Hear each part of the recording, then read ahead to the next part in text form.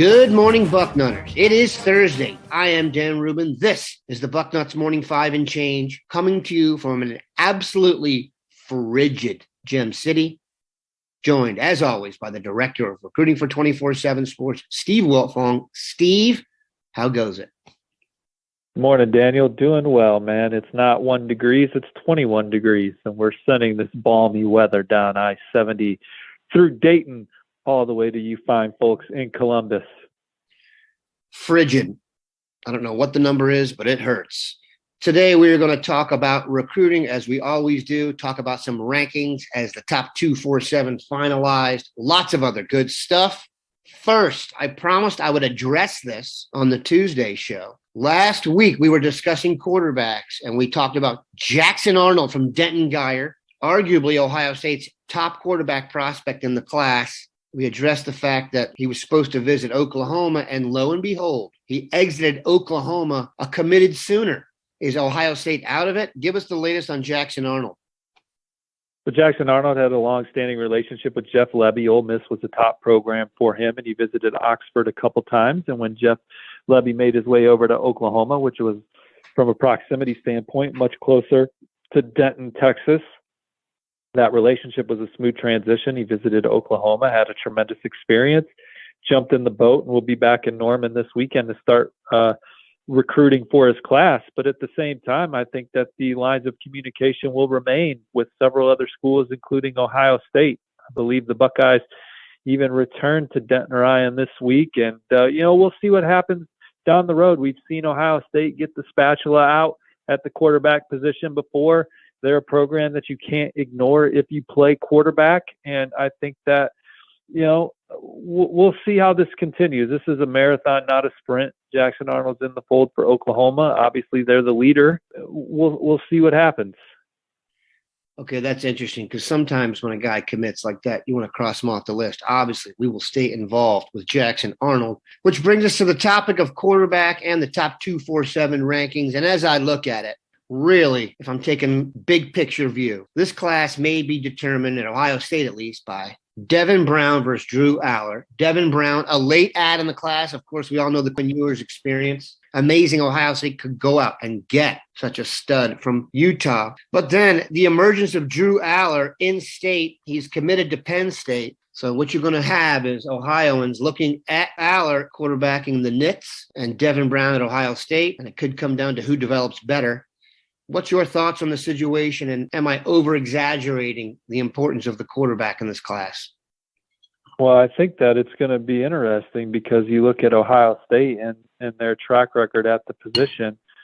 Whoever they have start ultimately ends up being a first-round draft pick, and C.J. Stroud is tracking in that direction as well. So if I'm a quarterback on the recruiting trail, betting on myself, Ohio State is incredibly hard to ignore. Now, Drew Allar had an opportunity to go to Ohio State, and he's going to Penn State. It's a program that invested in him earlier than anybody. It's his strongest relationship, and not all first-rounders come from Ohio State, and we'll see what kind of development that he has at Penn State, where I think James Franklin and company have had a program that's been close to making the college football playoff 3 times. They've been in the New Year's Six 3 times. They haven't recruited the quarterback position like they did this cycle with Drew Allar and Bo Pribula. So it's an exciting time for Penn State. Drew Allar has all the tools to be, the top quarterback in this class 3 to 4 years from now. And for Devin Brown, I think that you're very excited about your potential with the track record that school has had with Ryan Day and Corey Dennis and those guys. When they get their paws on you and you win the starting job, your future's kind of set. So I have said on here several times that I believe Ryan Day is on a run of at least 7 straight first-round quarterbacks. If you count Joe B., and I'm going to, for purposes of making myself right, you're going Joe B., Dwayne Haskins, Justin Fields, and I think everyone projects C.J. Stroud as a first-round draft pick. So dominoes there. We hope it keeps going. The real interesting part about this to me is the fact that Drew Allar, in my opinion, is going to Penn State because Mike Yurcich is from Euclid. There were some connections up there. He got on it early, so Ohio ties will work for the Nittany Lions in this case. Definitely something to watch. We will get back to quarterbacks, by the way, but you had a story up there about guys who are going to decide on National Signing Day. Not as many are left. We all know the schedule has been changed so that the opening is really the big deal. But the one guy in the article that Ohio State is in the mix for is Christen Miller, defensive tackle out of Georgia. Obviously, a defensive guy out of Georgia who's got an offer from the Bulldogs. I would be shocked. But Christen Miller plays the game. There's some who think he might be in it for Ohio State. We've had several people say they're a dark horse. I know he visited Miami this past weekend and is a big fan of the recruiting process in general. So let's get your last licks in on Christen Miller. Christen Miller actually visited Florida A&M last week, and he's at Miami this weekend. Went to Oregon 2 weekends ago. Ohio State's always been considered in the top two. But in the 2 slot, I still like Georgia for Christen Miller. Haven't heard anything different. Yeah, and I've always kind of felt that way. He likes the recruiting process, and if he does come here, it would be a huge upset. We're going to take a quick break, come back, and talk about what else, more Cruton. All right, we are back. Other quarterbacks that could be in the mix for Ohio State that we are reading about these days. Nicholas Iamaleava, not confident on him.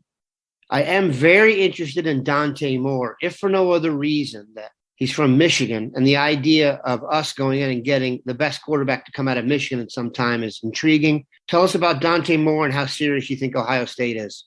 Well, he lives in Michigan, but he's from Ohio, and I do think that he likes the Buckeyes program. He definitely has great respect for it. I think there's some schools that would be considered to be in better position right now. Notre Dame, Michigan are 2 that I think are in a really good spot. He's going to visit Oregon this weekend and was at Miami last week. He's been on a lot of college campuses. I don't think he's narrowed his list down. I think he's open to a lot of programs, and I think that he's a guy that Ohio State likes and has near the top of the board. And it'll be interesting to see.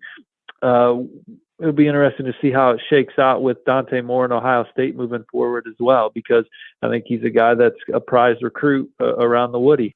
The other topic that is hot and heavy around here is the 2022 schedule. Ohio State, we always knew, was opening with Notre Dame, and that's what we're going to talk about. Steve was raised in South Bend and always has an excellent knowledge of Notre Dame. There are some people who are talking about that game as being super difficult. I don't see that. If they're changing quarterbacks and coaches, I realize Marcus Freeman has been there and is obviously super well educated as a human being. But I think that's actually Ohio State big in the opener. Am I overconfident? I think that Notre Dame's got a talented football team across the board. I think they got a lot of future NFL guys walking around that football facility, but there's a huge advantage in the quarterback room at Ohio State compared to Notre Dame. And I do think that Ohio State has a couple more elite players than Notre Dame, but really, when I'm comparing Ohio State and Notre Dame, or Notre Dame really to the programs that have a chance to win the national championship, because I view Notre Dame as a program that's shooting 68 on the golf course, and it's really hard to get to 67 and 66 when you're at that point. You know what I'm saying? But sure. There's only a handful of guys that are capable of shooting 67, 66, and Ohio State has just done a much better job recruiting quarterback and developing that room than Notre Dame. And I don't have much confidence. This doesn't mean I'm right, but I don't have much confidence in Notre Dame's quarterback room going into next year when I compare it to the top quarterback rooms in the country. And so, they're Tyler Buckner. I don't know if he's ready to take the reins and lead Notre Dame into the shoe and be 24 of 31 for 302 yards. And maybe he doesn't have to win the game, but I think Notre Dame's got a talented running back room. They got the best tight end in the country, arguably. They got a lot of future pros on the offensive line. They got some really young, talented dudes in the receiver room. Lorenzo Styles, one of them. But they don't have C.J. Stroud. They don't have Kyle McCord. They don't have, in my opinion, right now, Notre Dame's best quarterback would be, at the very least, Ohio State's third best quarterback. And so that's the difference in the programs for me right now. It's not – so the gap is big because of that room, in my opinion. I think Notre Dame will match up. They'll hit. They'll be physical. They have a good football team, but quarterback is really where Notre Dame has struggled to recruit. And They went into the portal last year and got a solid guy. We'll see what happens with that quarterback room for them moving forward. And maybe I'm sleeping on Tyler Buckner. Maybe he is going to be one of the fine quarterbacks in college football. I just think he has a lot more development to go, and he's only going to be a sophomore next year. And, we'll see what he looks like as a sophomore, then a junior, then a senior. I'm just talking about sophomore Tyler Buckner. Yeah, just to take that a step further, what's happening, and we all watched the NFL this past weekend, quarterback is not getting less important in football. And the fact that we have Ryan Day recruiting quarterbacks, and you're going to have a first-round draft pick at quarterback, Ohio State is always going to be a playoff threat, and that's how it should be. We appreciate Steve stopping by.